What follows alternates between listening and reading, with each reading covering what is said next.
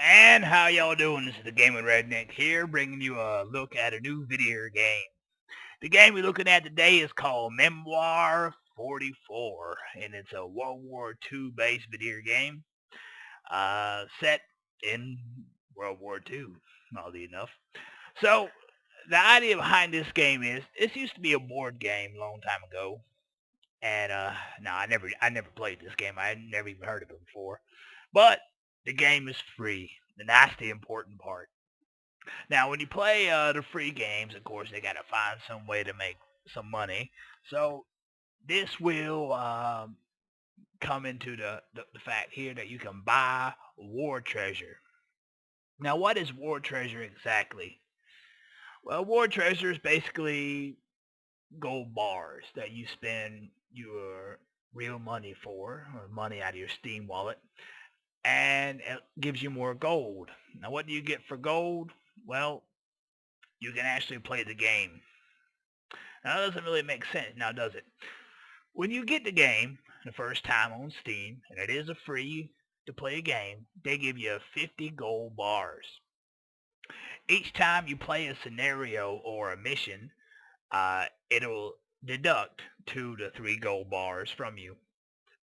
And so after, I don't know, 15, 20 games, you run out of gold and you won't be able to play the game anymore. If you like playing the game, buy gold, you can keep playing missions.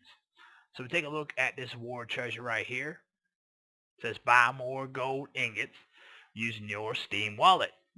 Now I haven't purchased any because I've only played a couple rounds. Just wanted to check the game out.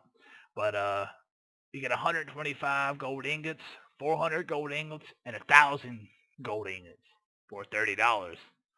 Also included is the expert mode, which lets you play test and publish your own scenarios using the scenario editor. Now you can download this editor from their website. I don't think you can download it through Steam. I haven't really checked. And create your own scenarios, upload them, and people will be able to play them. We have a service record right here. Shows your character and different types of passports. I guess the way it shows up on your service record. I'm not quite sure. But it's neat that they all look different. They all have their own little background here. See? And this will show your previous missions. I played 3 games here. The first game is the tutorial, and I lost that game, so it gave me a little thumbs down screen. I underperformed. The second and third game, I replayed the same mission, Pegasus Bridge, and beat it. And then I played the Guam Landings and beat it and overachieved because I'm just good like that. We'll take a brief look at the settings here. We have sound effects, which we can turn all the way up. Various tank maneuvers and gunfire and whatnot. Screaming when people die. Music play mode. Prefer robot, Johnny or Herman. I've never really played against Herman. Game options, automatic ambush, sorted hand, and all scenarios available. Now, if you play with progressive difficulty on, it's pretty informative. It will only give you scenarios that it thinks it can handle, you can handle. Or if you just want to play anything you want to, have them all on. Automatic ambush is neat because when you get ambushed in hand-to-hand combat, which is basically close quarters fighting, where your enemy is one tile away, if you have an ambush card, you will automatically play it, and will get rid of the modifier for your enemy has. That way you don't have to click on it yourself. And this game can be played in 2 languages, English and French here, and can be ran in full screen mode, which we got. Uh, funny story. I'm not really playing a lot of these videos before, and I ran in Winder mode, and then when you play in a Winder and you record a Winder, it doesn't have it. It only records like every other action that you do. So I ended up losing 2 whole videos because of bad settings. But anyway, I got it set up now. Check out the credits. Play in expert mode, which we don't have any gold, or yeah, I haven't bought it yet. which probably won't. I don't know. And a tutorial. Now, one thing you need to know before you play the tutorial. Yeah, they show videos before the game. It shows you a little bit how to do it. It's pretty easy to figure out. And then you get to play a tutorial mission. That tutorial mission will cost you 2 gold bars to play. All right. So we're going to click on play right here. We're going to have a list of all the games that you can play. You can click one and click play. We'll find you a random opponent.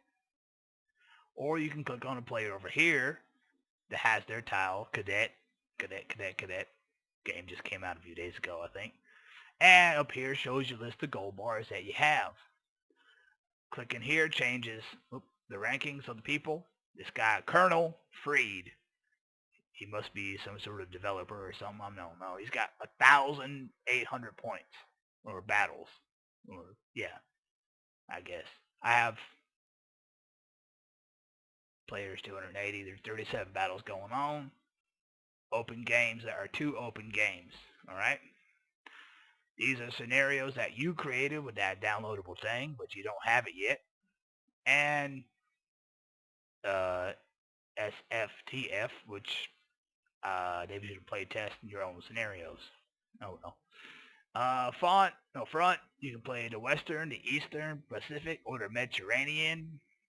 You can pick what year in the war you want to play. You can show all the message. Played, unplayed, first missions, freeing, France, and so forth. And then when you click on a mission here, it gives you a little bit of information. The ratings that the mission have, 2 stars, 3 stars. Now this percentage that you see at the bottom, or the percentage that you see here, this is the percentage out of 100 that the allies have in people. So this one, 54%, is going to go to the allies, and 46% of the people in the mission is going to go to the Axis. Now, if you play this mission here, you can play either the Axis or the allies. If you play the Axis, you're going to play with 46% of the people. You're going to be at a disadvantage. Or if you play as the allies, you're going to play with 54% of the people. You have a little more advantage. Now, if you go all the way up, obviously this one's going to be easier if you play the allies, or very difficult if you play the Axis people. And there are lots of different maps here. There are streams and forests and smudges on my monitor and things you can do. These green ones right here are green for some reason. Here it tells you the cost to play the game. This one costs 2. This one, see if we can find another one. Most of them are 2, between 2 and 3. I swear there were some 3s earlier, but yeah, here we go. The red barricades, 57%. So let's look for someone to play against. Hopefully we will in the lobby. Here we go. There are 2 games. This guy has a huge score. Oh, reconnect. They got timed out, sitting there too long.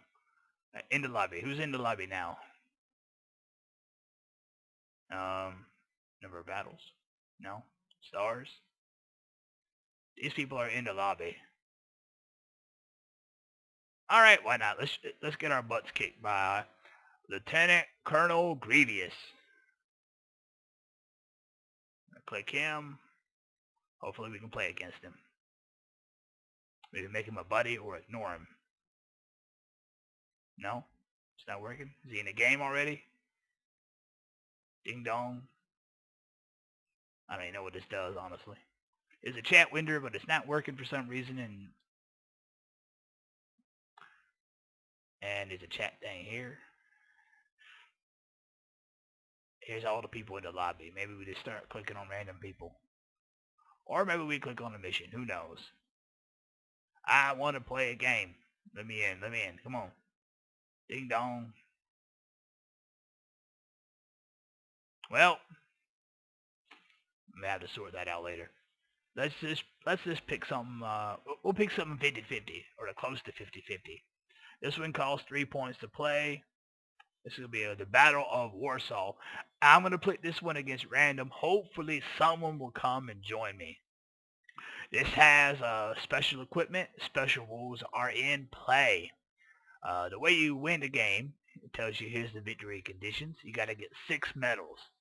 Now you get medals for wiping out enemies, and you get medals for taking certain objectives. Sometimes it could be a bridge or a building or a hill. It'll have a little objective meter on it. It says splits rules are in effect. I don't know what that means. Air rules are in effect. I don't know what it means. A lot of these things say see page 7 or it's page 8 or whatever. Well, and I don't know what they're referring to. I don't know if there's a page manual in the board game you gotta have, or there's a manual in the objectives and the mission screen somewhere. I don't know. Let's play. Try. Oh, green. Hell, maybe that means there's someone there. Wasn't that we played with? No, nobody. Oh, here's some historical content if you care to read up on the war. All right, never mind. Let's just play a mission at first. See if we can show you what this game is like. I'll try one more time to play Grievous. Nope. Come on, somebody. All right. Anyway, let's go to, look at myself, Japanese counterattack. We're going to start out with 66%, and we're going to play solo. We're going to play against Johnny because that was the one we had in the settings. Now, there's a whole bunch of special going on. There's permanent medals, which means medals are permanent. I'm assuming if you get a medal for taking a position, you get to keep it, probably. Special rules. Night attack rules are in effect. See page 8. I have no idea what that means. Maybe that probably had to be closer to the enemy. U.S. Marine Corps rules, Imperial Japanese rules. Now, the Imperial Japanese people, they got special rules. Like, they don't run away from combat, and if you are in one tile away from them, they will get a bonus. My turn. These are up. Oh, okay. It rolled. Now, you look at the board here. You got this middle section right here. You got the right section separated by this dotted line, and the left section, which is separated by a dotted line. These cards at the bottom, you play one per turn, and some of them will apply to the left side, the middle, or the right side. You have to pick which ones you want to use. So, just to show you what I mean, here's probe. It says issue orders to 2 units on the left flank, which will be over here. So I get to pick any of these 2 I want. HQ supply tents.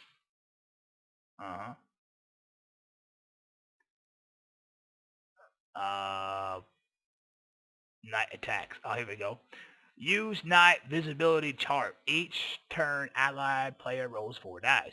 Okay, that me. Each star increases visibility. 2 star. Oh, okay, here we go. That's kind of cool. When full daylight is reached, the chart says, yeah, whenever it becomes daylight, we start rolling. U.S. Marine Corps, we got special stuff. Aha, tent. When captured, the supply tent rules are in effect. Owner of a supply tent immediately loses 1 random command card. Oh, well, when we take a supply tent, then we get a medal. All right, that sounds good. HQ and tent. No movement restrictions, no combat, no blocking line of sight. There's a hospital. We can move someone there to recover. Again, that isn't a permanent objective. Yeah, cannot battle this turn. All right, so let's just go ahead and get it started. We got move out. Issue order to 4 enemy units. Doesn't matter where they are. Firefight. Issue order units to open fire. Units in firefight not be adjacent to an enemy unit. So we got, click here. You see, he can't see very far. Neither can he. Neither can this man because it's nighttime. So we kind of screwed. So let's just say order on the right flank. Move out. Firefight. 1 unit on the center. All right, we're going to do this. Play the card. Now I get to pick one of these units I want. I think I will pick this one here. Now, if you see how this thing right here is right down the middle, this counts as being in both the middle and the right side. So it's good to have people here so you can use certain cards that apply to either. So we're going to pick this guy and this one. I think one of the special abilities, if I'm not mistaken, order any one more unit that indicated on the selected card, which is nice. So it says pick one, I get to pick two. So we're both going to do something with these two right here. Yeah, these two. Done. I click, see how far I can move it. I can't move this forward, but I can move him. Now this is going to be light green, so he's not going to be able to fire, but it's nighttime anyway, so he can't fire anyway. And this guy, he's going to stay on the hill. Hopefully when the comet turns daytime, there's no place to shoot. It automatically skipped my shooting phase. Barrage. Target one enemy, roll 4 dice, ignore terrain, battle, yada yada yada, and issue 3 units. I get to pick one of these ones. 3 units on the right, or this one. Now I like this one because I get to pick anyone, anywhere, roll 4 dice. It's good for finishing off somebody. Oh, I want this one. Yeah, and I got a card. Now my enemy is going to take a turn. There's a lot of Japanese people up here on the top. They got 4 units here, 4 in the middle, 4 on the left. And there's a labor camp. I don't know what it does. Prison camps. Here we go. Unit must stop moving. Cannot battle. Now he's moving up on the hill to get a better look. And they're coming down trying to get rid of these people that are entrenched. You roll 2 of them. So it means 2 of them are going to die. He rolled a tank and a purple thing. Do you want to ignore the first flag? Now, special ability for being in, I believe in this thing is I don't have to leave. So I'm going to ignore the flag. They're going to fire. And 2 more are going to die, which means I'm going to lose that position. They automatically gain a thing. You get to roll again. I got another star. Means the sun's going up a little bit more. Alright. This guy's in range. Nope. So we're going to do the left flank right now. 3 units on the left. I'm going to fire with this one here, this guy, and this guy here. And I can do one more, see, for being a special forces. Now, this guy I can shoot, so I'm not going to move. This guy can't shoot. But if I move here, you see how it's darker, I get to fire again. Now, so I will move him here, which he will be able to shoot him.